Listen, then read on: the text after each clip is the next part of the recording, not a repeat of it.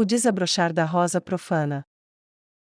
Gustave, como se viu, não tinha intenção de esperar até o amanhecer para começar a enviar informações ruins. Ele começou a usá-las naquela noite, enviando informações de que o exército de Kedin estava se concentrando no portão leste, e recuou para o oeste. Ele enviou sinais de que a cidade estava com falta de água, e com sede, bem como com falta de comida e fome. Quando Utis trouxe sua unidade de volta para a cidade, ele os enviou imediatamente para descansar. As pessoas trabalhavam em turnos, com camponeses não treinados nas paredes cujo único trabalho era observar o inimigo, enquanto os soldados dormiam. Nisso a cidade tinha a vantagem: seus soldados tinham apenas que lutar, enquanto eles tinham milhares de cidadãos que podiam cuidar de todas as tarefas, desde ferver água até preparar comida, enquanto os soldados dormiam no chão, ou encostados nas paredes. Esta foi a cena que Cersei viu enquanto se movia pela cidade, longe de ser perturbada por sua aparência encharcada de sangue enquanto ela se movia de soldado em soldado, oferecendo palavras de encorajamento, ou visitando os feridos. Seu corpo sangrento era uma visão inspiradora. A morte de Rava, que era tão jovem, foi usada para ferir a cidade, transformou o casal nobre em um nome familiar quase imediatamente. A grande recompensa que Amok ofereceu não fez nada para acalmar a conversa, e o discurso de Amok na parede, sua morte repentina, e suas palavras finais, transmitidas de homem para homem em sussurros de admiração por sua coragem diante da morte, deram-lhe fama imortal entre os defensores. E isso tudo somado ao tempo de Cersei visitando os soldados feridos, sem distinguir entre justiça negra e seguidores da velha religião. A Rosa Azul finalmente teve espaço para respirar, para comer e dormir, e elas fizeram as duas coisas ansiosamente. Pouco tempo foi reservado para conversas enquanto se deitavam em seus respectivos colchonetes após uma refeição de ensopado bastante decente, e pão fresco. Utis se aproximou de Gustave, na posição de sinalização, quando a maior parte da cidade estava dormindo. O que acontece amanhã? Ele perguntou. Amanhã terminamos isso. Agora controlamos o fluxo de informações, eles estão basicamente sob meu comando agora, e eu serei um péssimo general para eles. Gustave riu da sua própria piada, e continuou. Farei com que eles concentrem suas flechas em uma parte da parede, e relatarei baixas em massa. Farei com que enviem seus anjos para perseguir pessoas que fugiram da parede, pessoas que na verdade não existem, e os privarei de sua capa de anjo, e os verei escalar a parede onde ela é mais fraca, e quando na verdade é onde somos mais fortes. Ontem dançamos ao som deles, e sobrevivemos por sorte. Hoje nós vencemos. Ele disse com firmeza. Você viu os relatórios de baixas? Utis perguntou. Gustave deu um aceno com a cabeça. Sofremos cerca de 20% de baixas ontem, ficamos sem poções de cura, e estou supondo que todos os sacerdotes capazes de curar ficaram sem mana. Isso é mais ou menos o tamanho do problema. Utis disse. Curei o máximo que pude, mas levará algum tempo até que possa fazê-lo novamente. Nesse ínterim, usei o conhecimento que adquiri em meu treinamento como sacerdote para ajudar a tratar os feridos para que pudessem se recuperar naturalmente. Mas isso não adiantará nada se formos derrubados amanhã, então eu tenho que perguntar: o que você acha que eles sofreram? Ele perguntou. Difícil de dizer. Gustave disse, e coçou o queixo em pensamento. Temos centenas de seus mortos dentro das paredes, e mais estão do lado de fora, em um palpite entre os ataques, as armadilhas de que ouvi falar, e assim por diante. Eles perderam entre 1 e 2 mil vidas. Então ainda podemos perder aqui. Utis disse severamente. Talvez. Gustave disse, mas nossas chances são muito boas, e lembre-se, não precisamos vencer, apenas não perder. O que? Utis perguntou confuso. Vitória para nós não significa esmagá-los, significa apenas que sobrevivemos, e eles falharam em tomar a cidade. Se infligirmos baixas suficientes, eles serão forçados a recuar porque a cidade não pode mais ser tomada. Já que eles pensam que nós estamos sem comida e água agora, eles podem tentar atrasar a luta amanhã, para nos deixar ansiosos e com sede. Eu quero esse atraso. Lutar em rajadas curtas ao longo da parede funciona para nós, não para eles. Eles precisam ir fundo para a floresta para procurar suprimentos. Pretendo virar a mesa contra eles, e fazer disso um exercício perigoso. Será tarde quando eles perceberem que vão ficar sem comida, e água também, e então eles terão que tomar esta cidade de uma só vez ou recuar imediatamente. Você é bom nisso. Utis disse, impressionado. Eu sou o comandante da Ordem dos Paladinos, devo ser bom nisso. Gustav respondeu sarcasticamente. Quando amanheceu, o exército além das muralhas estava cansado, o ataque os forçou a manter muitos de seus homens acordados para vigiar novas ações, mas, ao contrário das expectativas dos que estavam na muralha, o inimigo não atacou quando o sol rompeu o horizonte. Em vez disso, eles simplesmente se formaram, e esperaram. Enquanto eles se posicionavam contra ele, Gustav saiu para a cidade, e chamou voluntários. Ele foi rapidamente cercado por pessoas ansiosas para fazer o que pudessem para manter o inimigo longe de suas casas. Eu preciso que vocês criem algo para mim, e eu preciso disso rapidamente. Enquanto ele transmitia suas instruções, eles começaram a entender, e uma linha de montagem improvisada se formou de pessoas carregando palha e madeira, pessoas amarrando materiais, pessoas pintando cores de carne nas áreas visíveis, e pessoas vestindo as falsas figuras com as armaduras dos mortos. Em 2 horas, havia centenas deles. Gustavo então ordenou que fossem levados, e caminharam até a parede, enquanto as pessoas reais agiam como se estivessem sendo substituídas. À distância da força inimiga, tudo o que lhes parecia era uma mudança de turno, com uma força diurna muito mais substancial do que noturna. Quando isso aconteceu, Gustavo voltou para a torre de sinalização, e indicou que o tiro de flecha deveria ser concentrado em um segmento da parede, onde a maioria desses soldados fictícios estava concentrada. É hora da vingança, seus filhos da puta. Ele disse baixinho para si mesmo. Quando a Rosa Azul se levantou, elas estavam se sentindo chocantemente positivas, dadas as circunstâncias. Qual é o plano para o dia, chefe? Gagarin perguntou a Laquius com seu sorriso bobo e feliz. Eu quero vocês onde estavam, mas tia e Tina, eu quero que vocês façam algo diferente. Eu quero vocês caçando naqueles bosques, pegando vagabundos, pegando forrageadores, pegando qualquer coisa que ande sobre 2 pernas, porque se não estão aqui, não estão do nosso lado. Evileie, você fica comigo de novo. Certo? A resposta universal saiu, então Gagarin e as gêmeas partiram para suas respectivas tarefas.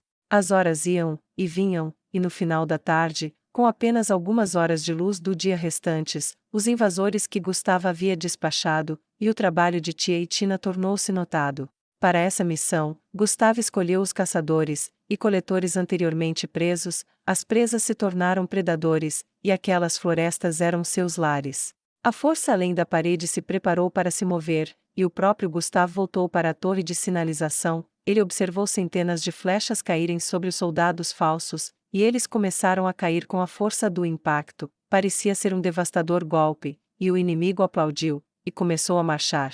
Gustavo relatou baixas em massa naquela área, e em seguida, relatou soldados se movendo para o portão leste, forçando o inimigo a enviar soldados para evitar que suas forças fossem flanqueadas. Aquele único sinal falso efetivamente removeu 500 homens da luta. Ele então enviou um sinal informando que vários soldados haviam fugido da base do muro com ânimo abatido, e estavam fugindo em direção ao centro da cidade. Vários anjos convocados foram enviados para lidar com eles, mas havia menos anjos hoje do que no dia anterior. O alto gasto de mana cobrou seu preço, e eles estavam enfraquecidos. Gustavo soltou um sorriso perverso. Suas próprias forças gastaram a maior parte de sua mana dias atrás se defendendo contra a interferência em sua marcha para Kedin, então agora, hoje, a maior parte de sua mana foi restaurada, o desequilíbrio mudou para o outro lado. Quando quase um terço daqueles anjos que o inimigo convocou disparou sobre as paredes, e para o interior, o desequilíbrio foi pior. Ele enviou um sinal indicando que o centro estava com poucos funcionários. Ele olhou para a estrutura volumosa de Gagarin de onde ele estava, afunilando alguns homens de cada vez diretamente no caminho de um aventureiro classificado como adamantite. Isso era quase cruel. Quase. As flechas continuaram a cair até que poucos dos manequins permaneceram, e em táticas de cerco padrão dos paladinos, eles correram com escadas para subir em ambos os lugares. No entanto, não apenas os anjos deram cobertura escassa agora com seus números reduzidos, mas os defensores da cidade convocaram seus próprios anjos, e os tornaram impotentes, enquanto também usavam seus números superiores para assediar os homens que tentavam escalar a parede, e forçar a força de avanço. Gastar flechas e magia para afastá-los. Laquius esperou ao lado de Evileia até que a tempestade de flechas passasse, e ela disse aos soldados comuns, membros da Justiça Negra, paladinos, e paladinos vermelhos que estavam perto delas. Eles estão vindo agora, aqueles renegados, vindo para matar vocês, pegar suas casas, e só os deuses sabem o que farão com suas esposas, e filhos, seus idosos, e doentes, seus vizinhos, seus amigos, seus negócios, e eles não são fracos demais para fazer isso, mas você tem algo que eles não têm. Você tem algo pelo que lutar, e isso torna mais poderoso do que eles jamais poderiam ser. Agora siga-me, e acabem com isso.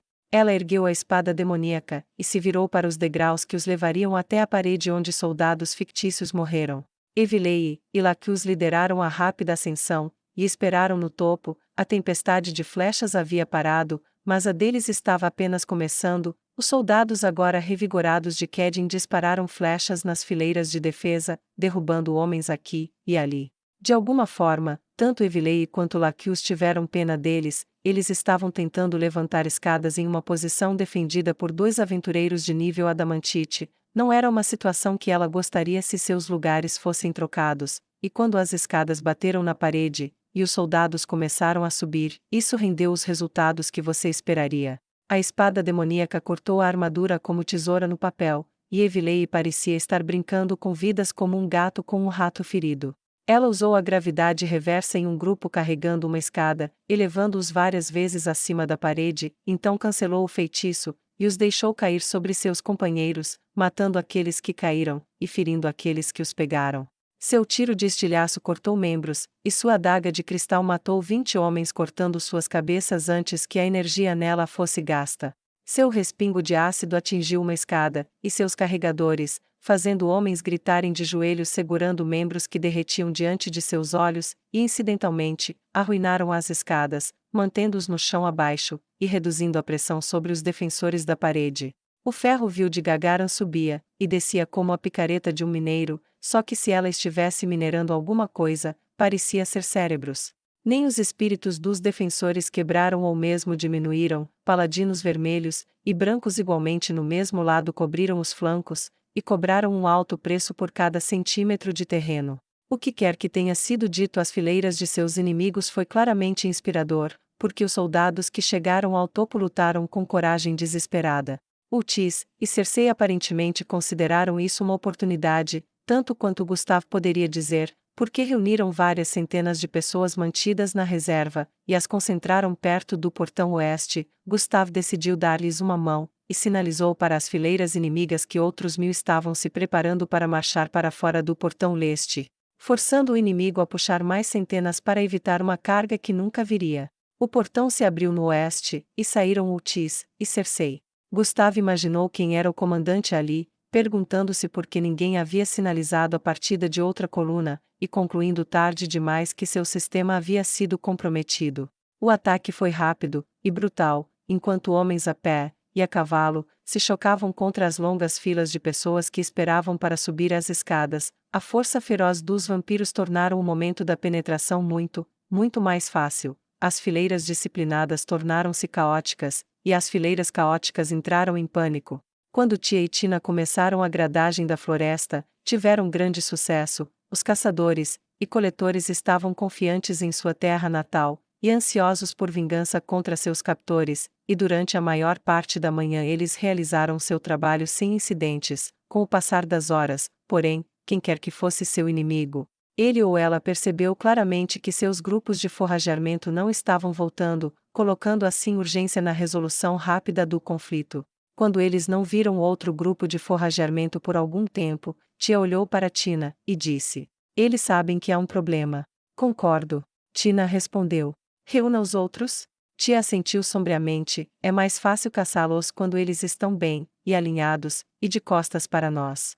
Reunir os 200 caçadores e coletores foi fácil. Por meio do canto dos pássaros, a mensagem foi transmitida por toda a área relativamente pequena da floresta em um curto espaço de tempo. É claro que reuni-los levou mais tempo do que deixá-los saber que precisava ser feito, e então a batalha estava em pleno andamento. Tia e Tina eram assassinas, não acostumadas a comandar grupos de pessoas, entrar, matar, sair. Essa era a carne em seu caldeirão de talento. No entanto, não era preciso ser um grande general para saber que os arqueiros precisavam ser alinhados ou preparados para atirar, e eles faziam isso muito bem.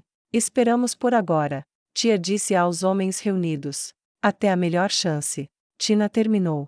A estranha conexão de seus pensamentos e sua falta geral de emoção causaram arrepios nas costas dos camponeses, mas eles ouviram as duas mulheres perigosas, e isso era tudo que as gêmeas precisavam por enquanto.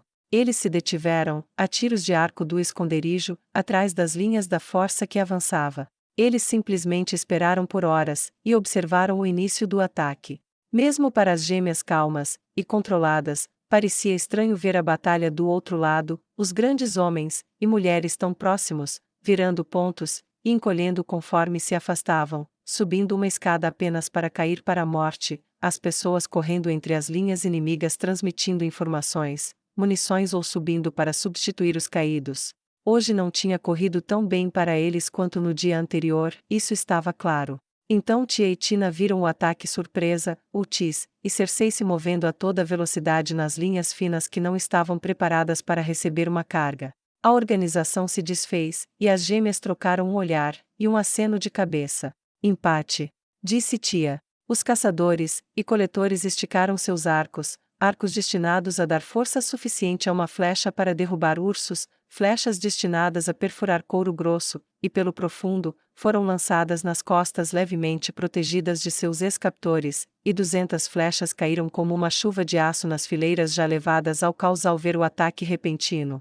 Flechas foram lançadas para valer quando o bando vingativo escolheu gastar suas aljavas por completo, e Tia e Tina escolheram aquele momento para correr para diferentes partes da fila, e gritar em pânico. Oh não!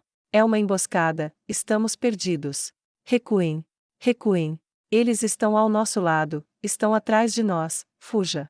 E o pânico que elas criaram se espalhou pelas massas, quando as centenas e centenas de homens posicionados para impedir a saída do portão leste, viram que não apenas haviam sido flanqueados, mas que seu exército havia começado a entrar em pânico, seu comandante, quem quer que fosse, começou a pedir uma retirada. Os homens na parede sem reforço foram rapidamente despachados, enquanto aqueles nas escadas que tentaram substituí-los só podiam descer um de cada vez, e tiveram que lutar com pedras, espadas, flechas, e anjos os assediando, poucos fugiriam com sucesso. Da escada, menos ainda escapariam. Os soldados ordenados que guardavam o portão leste mantiveram o juízo sobre eles, e começaram a se mover em direção à linha da floresta. A força de ataque derretia como manteiga em uma frigideira sobre o fogo, com homens pisoteando uns aos outros em pânico para escapar, avançando cegamente para a floresta na esperança de que a cobertura das árvores os salvasse. Algumas cabeças firmes tentavam reter ordem, mas quando a força do portão leste se retirou, o portão se abriu, e os soldados das paredes começaram a descer e sair pelo portão, colocando mais no chão enquanto o contingente de ataque sob Otis e Cersei avançava do oeste, deixando pouca esperança de restaurar a ordem. No final, mesmo as cabeças firmes foram separadas de seus corpos por anjos, espadas ou pior, os cidadãos furiosos desencadearam sua ira e massacraram qualquer um que pudessem pegar, puxando o elmo para trás para descobrir a garganta e cortá-la tão bem quanto matariam um cordeiro. Os opressores se tornaram oprimidos, o predador se tornou presa, e muitos dos vivos se tornaram parte dos mortos.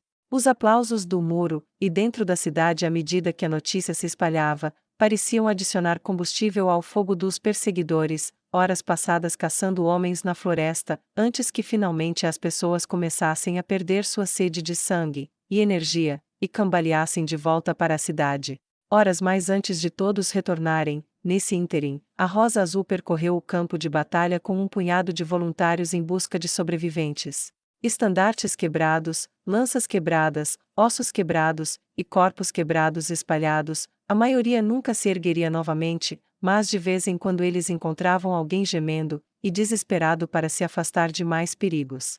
Laqueus não era uma mulher conhecida por sua sede de sangue, e ela instruiu suas rosas a fazer prisioneiros onde pudessem, e tratar os feridos que pudessem tratar. Ela mal terminou de fazer exatamente isso com um infeliz que tinha 2 pernas quebradas, um nariz faltando, e vários dentes faltando, que ele parecia ter engolido, e quando alguém estava carregando o homem sob as ordens de Laqueus, ela se levantou, e olhou em volta, sem se preocupar em sacudir o sangue de suas mãos. Ao olhar em volta, ela percebeu que aqueles na armadura negra da Justiça Negra estavam fazendo prisioneiros, enquanto muitos outros, ao encontrar os feridos, simplesmente os atravessavam com qualquer arma que tivessem, e transformavam os feridos em mortos.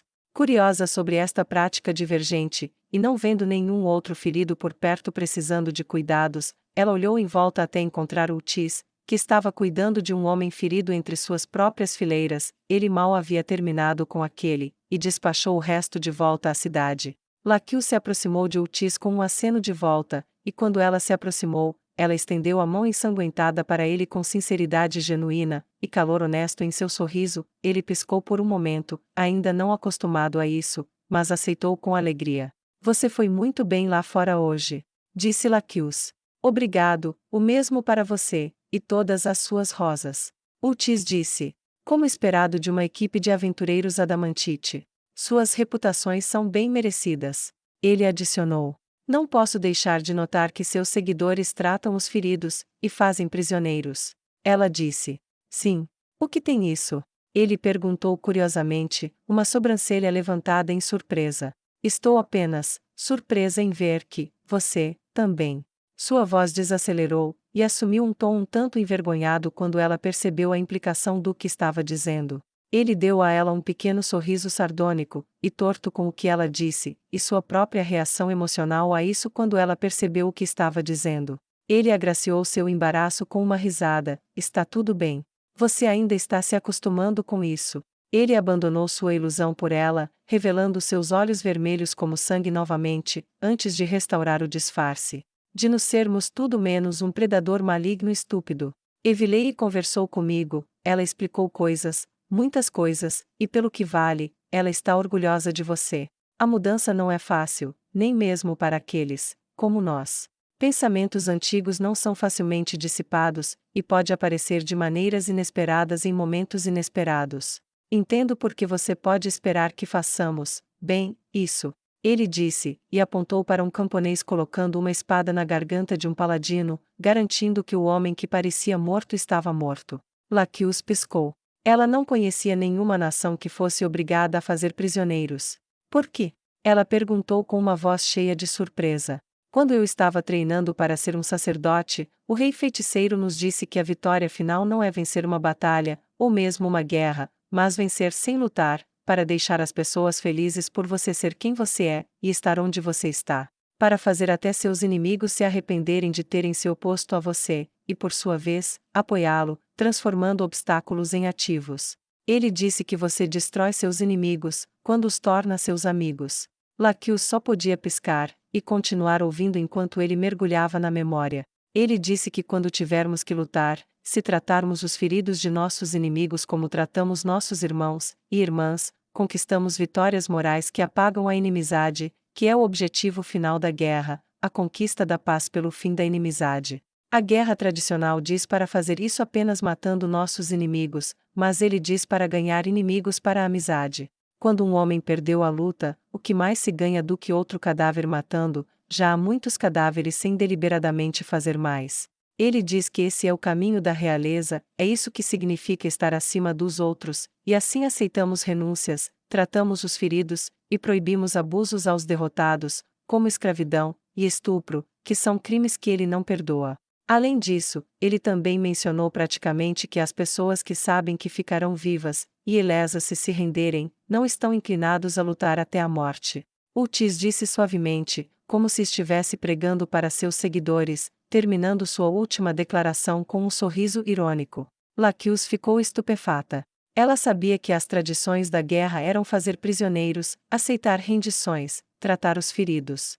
Mas ela nunca tinha ouvido falar de nenhuma nação obrigando isso por lei, e aqui fazia parte da religião, o que ela assumiu que significava que também era sua política nacional, e suas leis. Era partes iguais desumanamente humanas, muito práticas. Um sentimento desconfortável de respeito começou a crescer em seu intestino pelo rei morto-vivo.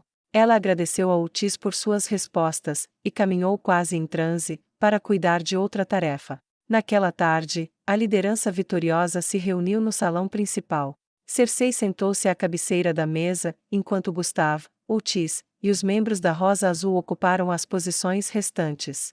Gustave Cersei disse. Vamos começar. Sim, senhora, nosso total de baixas para as forças de combate até o final da batalha foi de 2.758 mortos, outros 300 feridos, metade daqueles em estado crítico. Ainda estamos contando os mortos do inimigo, mas estima-se que eles tenham sofrido cerca de 3.500 mortos ou capturados, ou cerca de 70% de suas forças totais. Os capturados totalizam menos de 300, todos desde o segundo dia de combate. Das baixas civis, sofremos cerca de 1.500 mortos, nenhum capturado, e cerca de 255 feridos. Os olhos de Cersei subiram, tantos. Sim, senhora, os civis tinham que realizar muitas tarefas que os levavam para perto dos combates, desde preparar água fervente até trazer comida ou flechas de reposição. Alguns ficaram presos nas paredes ou sofreram mortes por flechas ou anjos que não discriminavam entre os combatentes e não combatentes. Também estamos perdendo outros 200 daqueles que perseguiram os soldados inimigos que se encaminharam para a floresta. Se eles não voltaram agora, eles também estão mortos. Enviamos equipes de resgate, mas até agora apenas corpos de amigos e inimigos foram encontrados. Ele terminou de ler e pousou o documento. Então, o que você está me dizendo é que quase 15% da minha cidade foi morta. Cersei disse severamente. Eu não sei quantas pessoas viviam aqui antes, mas se ele fez os números em sua cabeça, se a população da sua cidade estava em torno de 30.000, então sim, cerca de 15% estão mortos ou desaparecidos, e presumivelmente morto, sem contar minhas próprias forças que eu trouxe comigo. Dos meus 1.500 morreram apenas tentando chegar aqui, e fomos aumentados por voluntários entre os paladinos vermelhos. Dos 700 ou mais que eu trouxe para a cidade, perdi 350, elevando nossa contagem final, exceto qualquer morte entre os feridos, para 4.808. Gustav disse sombriamente: no meu caso, não tenho mais uma força de combate eficaz, e terei que retornar à capital para me rearmar e repor minhas perdas. Foi uma notícia sombria que caiu entre os presentes. Tornou a vitória mais algo para lamentar do que para comemorar. Muitos olhos olhavam para a mesa, os funerais durariam semanas. Alguma notícia sobre qualquer outra busca? Cersei perguntou a Otis: eu sei que você levou uma força de reconhecimento lá fora. Quebrando o silêncio. Nenhum. Sabemos que eles fugiram para o sul, parece ser de onde eles vieram. Encontramos os restos de seu acampamento, e havia uma longa trilha que levava além dele. Eles estavam se reunindo lá há algum tempo. Se ajudar, pegamos as provisões que eles deixaram para trás, entre o metal, materiais e alimentos, e outros bens que não conseguiram obter graças ao trabalho muito eficaz de Tina e sua equipe. Ele deu um aceno educado e agradecido ao par, que o retribuiu na mesma moeda. Isso pelo menos ajudará a alimentar a população restante por um tempo, e eles também, a propósito, parecem ter caçado para se sustentar. Eles tinham muitas peles também, então sugiro uma expedição comercial para que as áreas vizinhas saibam que a Kedin está de volta aos negócios. Otis disse. Evilei, o que você conseguiu dos prisioneiros? Cersei perguntou. Eles são definitivamente o povo de remédios. Pelo que pudemos perceber, eram em sua maioria voluntários do Sul. Eles se juntaram a ela por um frenesi religioso para esmagar a heresia do Norte. Não foi difícil tirar isso deles, eles praticamente cuspiram isso em mim. Evilei disse. Remédios estava lá? Gustav perguntou severamente. Não. Ela despachou outra pessoa para isso, e supostamente, isso foi apenas um pequeno fragmento do que ela agora tem à sua disposição. Gustav caiu. Vai ser uma guerra civil. Meu país está fudido, apenas, fudido. Trabalhamos tanto, trabalhamos juntos, derrotamos Jaldabaoth, repelimos uma invasão de demi-humanos como nunca vimos antes, e agora estamos nos fodendo com isso é loucura. Ele gritou, e bateu com o punho carnudo na mesa, fazendo com que a coisa pesada quicasse, e fizesse barulho sob ele. Ninguém estava disposto a criticá-lo por sua reação, e a tensão pairou por um minuto antes de Cersei continuar. Larquius, você encontrou alguma coisa nos aposentos ou escritórios do padre que pudesse nos ajudar? Sim. Esses sacerdotes eram da teocracia Slaney, eles também sabiam sobre o exército estacionado lá, e haviam trabalhado com eles antes, e durante o cerco. Isso sabíamos quando os derrubamos, mas o que não sabíamos era exatamente como isso foi generalizado. Eles despacharam sacerdotes inquisidores por todo o sul, mas também partes do norte para manter as tensões altas, e criar recrutas para uma guerra santa contra a justiça negra, e os seguidores do rei feiticeiro. A tensão voltou, e ela fez uma pausa antes de continuar, e olhar diretamente para Gustav. Então você estava errado, isso não é apenas uma guerra civil, seu país é alvo de uma cruzada completa. Suspeito que Neia Baraja tenha encontrado fragmentos disso, mas se isso continuar, todo o seu país entrará em colapso em um ano. Se o que pude recolher desses documentos privados for remotamente verdadeiro. Não acredito que estou dizendo isso, mas devemos avisar o rei feiticeiro. Gargaran disse, é meio que parte da descrição de nosso trabalho, fomos contratadas para proteger uma parte da população, e a ameaça é muito maior do que qualquer um imagina. As gêmeas assentiram entorpecidas em acordo mútuo. Eu gostaria de ler isso em detalhes. Cersei disse, separe-os para mim, se não se importar, e eu os lerei esta noite. Claro, senhora. Laqueus disse educadamente. Fora desta sala, como está a cidade?